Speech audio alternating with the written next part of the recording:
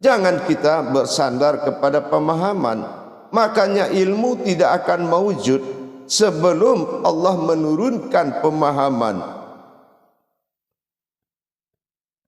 Ilmu akan wujud apabila pemahaman yang hadir untuk memahami pelajaran itu adalah yang diturunkan oleh Allah. Yang dimaksud paham itu adalah hikmat, suatu hikmah atau anugerah.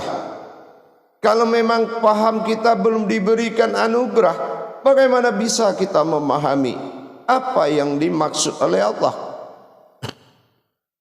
Umpama dalam perubahan kodrat diri, dalam pemahaman kodrat diri dengan tanjakan-tanjakan perjalanan rohani, dibutuhkan pengertian dan kebijakan akidah dan iman, atau disebut dengan tauhid. Iman itu tauhid. Jadi kalau kita sudah bisa mendapatkan hikmah oleh Allah, maka kita mudah menjalankan apa yang harus diamalkan. Makanya kita melepaskan diri kita dari unsur pemahaman-pemahaman yang masa lalu. Mungkin kita telah terbiasa pemahaman makrifat dalam kebatinan, pemahaman ilmu-ilmu kadim-kadiman, pemahaman ilmu hakikat yang bersifat naluri-nalurian, pemahaman pencintaan guru melebihi Tuhan, pemahaman mencintai amalan melebihi diri. Ini sudah masuk pemahaman diri, bukan pemahaman hikmat. Bukan itu pemahaman yang diberikan anugerah. Kita ini belajar menyiapkan hati dengan niat yang kuat dan kesungguh-sungguhan serta mujahadah yang benar. Berjuang dengan yang benar, tulus, ikhlas, dan tidak merasa nyaman hidup tanpa bertuhan. Kita lihat, kalau ada suatu makhluk yang hidup, dia tidak mau Tuhan itu siapa, itu sudah dikodratkan. Sudah dikodratkan kepada tingkat makhluk lain. Dia tidak mau tahu ada Tuhan apa enggak. Dia enggak mau tahu apa wujud Tuhan itu. Dia tidak mau tahu bertuhan apa tidak.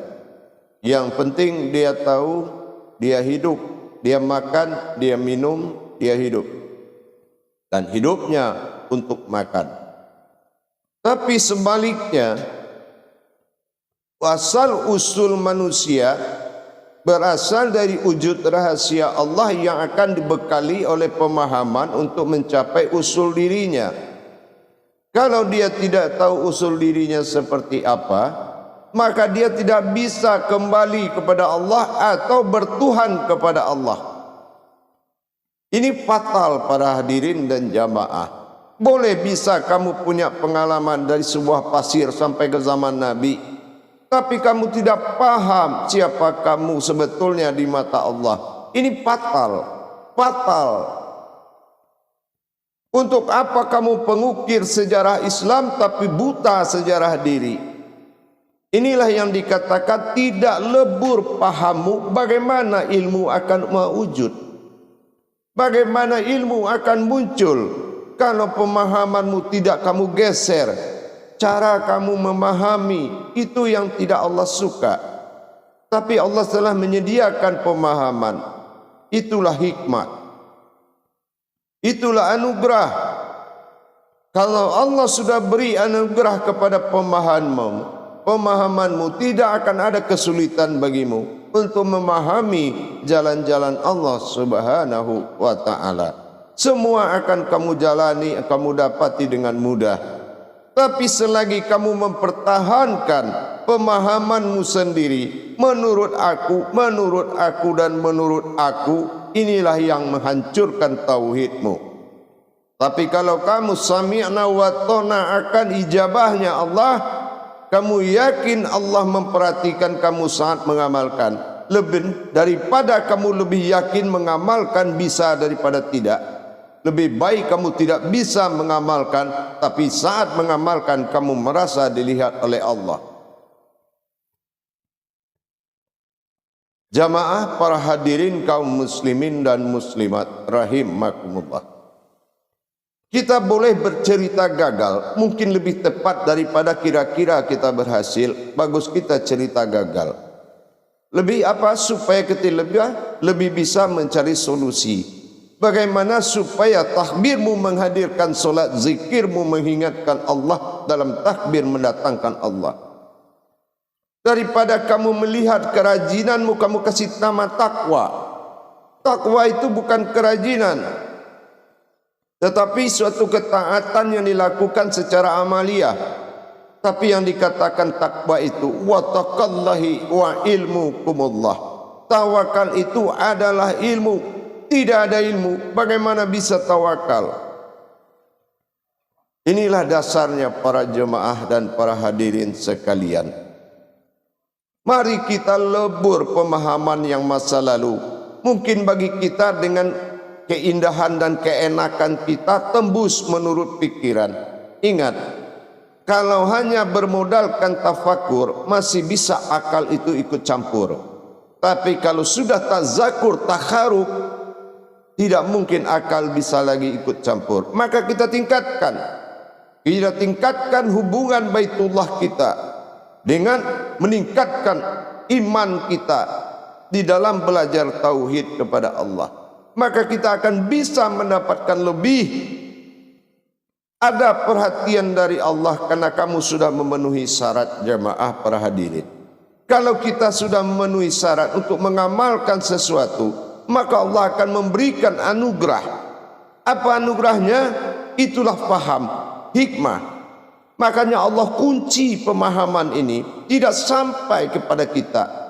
Dan kita akan mengalami kesulitan dalam mengamalkan karena kesalahan niat, keikhlasan, ketulusan, dan tujuan niat apa. Kalau ingin ke pasar, niatnya belanja. Ingin ke kamar, niatnya tidur. Begitu juga tempatkan, kalau ingin menuju Tuhan, niatmu bertuhan. Niatmu bertuhan. Jangan meniat bisa di jalan Tuhan, hebat di jalan Tuhan, mampu di jalan Tuhan. Fakirlah engkau di mataku, kata Allah. Maka batin Allah yang tidak bisa dihadapi oleh siapapun, itu sudah maju bilah namanya. La khawla wa la quwata illa billah. Maka menghadapi daya apapun tidak akan mampu. Kamu persiapkan daya apapun, la haula wa la quwata illa billah. Tidak akan mampu kamu hadapi kecuali tidak pembekalan dari Allah. Untuk mendapatkan pembekalan ini, perlu kita perlihatkan syarat-syarat kepada Allah. Pertama, dihalalkan dalam baiat. Yang kedua, dipastikan gurunya hak. Yang ketiga, dipastikan dirimu berhak. Yang keempat, dapatkan ilmu yang berhak, ilmu yang hak. Maka kita akan bisa mendapatkan. Lebur paham wujudlah ilmu. Inilah hakikat yang sebenarnya. Pahammu yang lebur.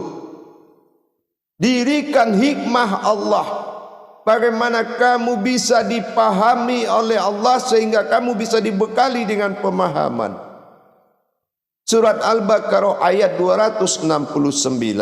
Allah telah kunci. Apa kata Allah?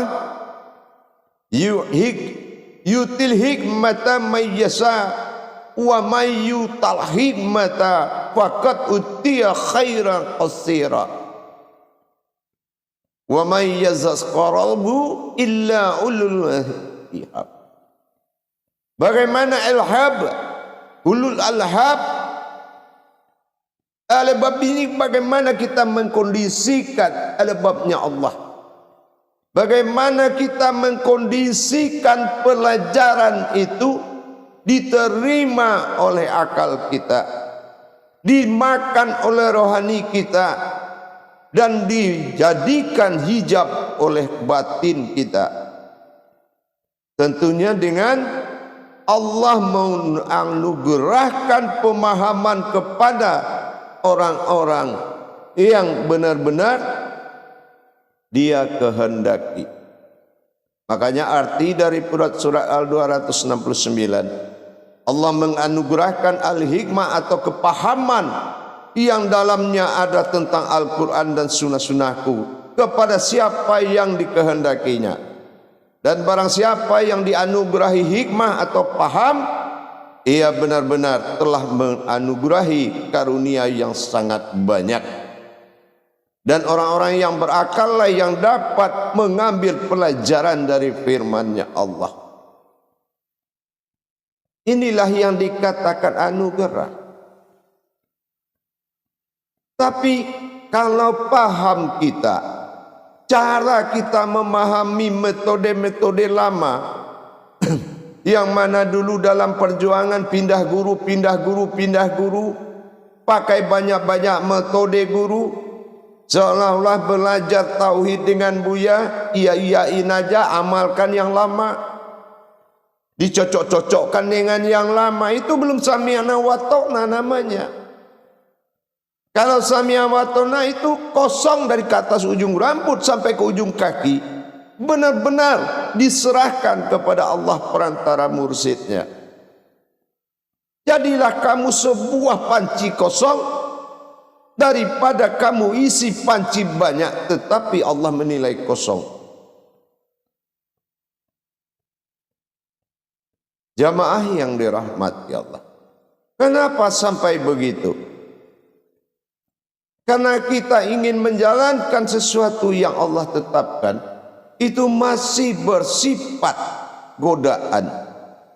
Itu yang Allah khawatirkan. Apa contohnya godaan? Kamu dalam masa apa? Bisa enggak membedakan kesadaran yang betul-betul datang dalam bentuk kesadaran dengan semangat dan keinginan? Itu beda. Kalau dengan kesadaran pasti ada alasannya, dan alasannya tidak boleh keluar dari hati. Kalau keinginan ada maunya, kalau keyakinan ada keinginan di situ. Makanya harus berdasarkan kesadaran dari hati sesuai dengan naluri kita. Apa nalurinya? Ketidaktenangan hidup tanpa Tuhan. Takut nanti kalau imamnya keceblos neraka, semua pengikut masuk neraka. Inilah rumah tangga. Tidak ada merasa kasihan kepada anak dan istri apabila melihat bapaknya tidak tahu Tuhan. Merasa senang, tersenyum, tertawa. Bahaya di depan matamu. Maut berkeliling setiap hari. Laksana kamu ada di pinggir jurang. Itulah hidup tanpa Tuhan. Maka Allah mengkhawatirkan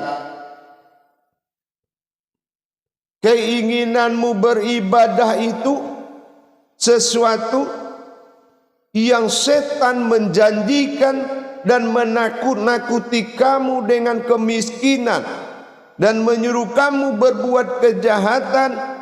Sedangkan Allah menjadikan kamu untuk ampunan, menjanjikan kepada kamu ampunan dari apa yang akan kamu terima karunia-Nya. Contoh apa? Setan itu dia bangunkan kita tengah malam. Kenapa? Kita dengan ria ingin tahajud. Sampaikan ke siapapun nanti malam saya mau tahajud. Kedengaran sama setan, setan bangunkan kita tengah malam. Tidak tahajud kamu. Sholat dengan khusyuk. Zikir dengan benar. Ini kata setan. Tapi jangan lupa minta rezeki yang banyak. Nah, udah mulai dah itu kan suatu kesesatan yang tinggi. Ini kalau kamu tidak punya rezeki, kamu akan susah. Anakmu akan berhenti sekolah. Istrimu akan kabur. Suamimu akan kawin lagi. Semua dia takut-takuti. Akhirnya dia bangun tengah malam. Nah, itulah yang dikhawatirkan Allah. Dan Allah jelaskan itu di surat Al-Baqarah ayat 268. Bismillahirrahmanirrahim. An syaitanu ya'idukumullahu wal faqra wa yunrukum bil fasha. Wallahu ya'idukum maghfiratan minhu wa fadla. Wallahu wasi'un alim. Itu yang Allah khawatir. Syaitan menjanjikan dan menakut-nakuti kamu dari kemiskinan. Nah, inilah yang kita khawatirkan. Inilah yang Allah bikin 269 mengunci pemahaman demi menyelamatkan kamu dari ibadah yang kamu bilang kesadaran, tapi kamu lupa kamu ditakut-takuti oleh syaitan. Bukan hanya pekerjaan yang buruk setan itu bisa mengganggu, mengajak. Di jalan kebaikan juga setan akan datang membuat kamu tersesat. Maka apalagi kita memiliki paham-paham yang selama ini mandi kembang tengah malam, mandikan keris malam Jumat, dan penyugihan kepada jin-jin makhluk, memelihara hodam-hodam, berazimat isim-isim. Apa itu tidak parah dari setan?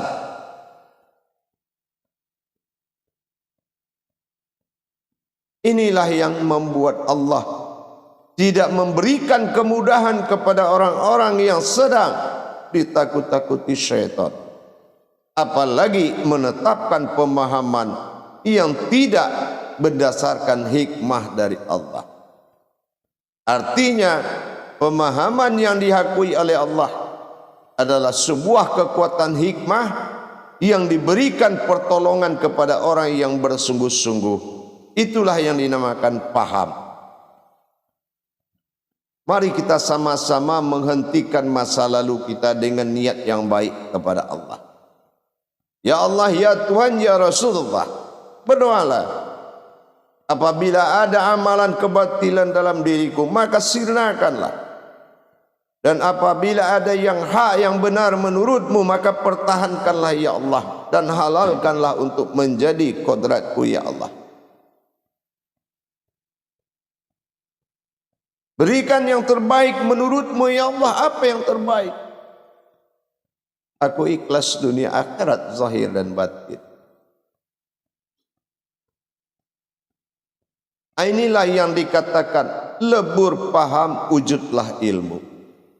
Jadi selagi kita masih mempertahankan pemahaman diri kita, bukan pemahaman terhadap pertolongan Allah, tidak yakin kita akan bisa sendiri. Coba kalau kita sami'na wa ta'na, dilihat cara pengungkaian tauhid dari seorang buya sangat sulit. Cara buya mengkalamkan tauhid sangat sulit. Tetapi begitu Allah melihat kamu berusaha, bagaimana dengan latihan dan perjuangan, riyadah wal mujahadah, maka Allah memberikan pertolongan hikmah kepadamu.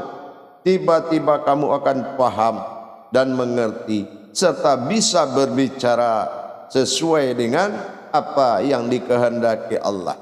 Allah kan sudah janjikan di surat Ar-Rahman, Al-Mala'ul Bayan, aku ajar kamu berbicara, aku tuntun kamu bicara, kata Allah. Al-Mala'ul Bayan. Maka kenapa kita khawatir? Yang penting siapkan kesungguh-sungguhan kita di dalam mendekatkan diri kepada Allah. Yakin kita akan datang pertolongan, hikmah anugerah. Kalau sudah diturunkan anugerah, maka kita akan tahu dan kita akan bisa. Bukan dirimu yang lemah, tetapi yang kamu hambili dengan batinmu amalan-amalan yang telah dikafirkan, amalan yang disesatkan, amalan yang membuat rohanimu kafir kepada Allah.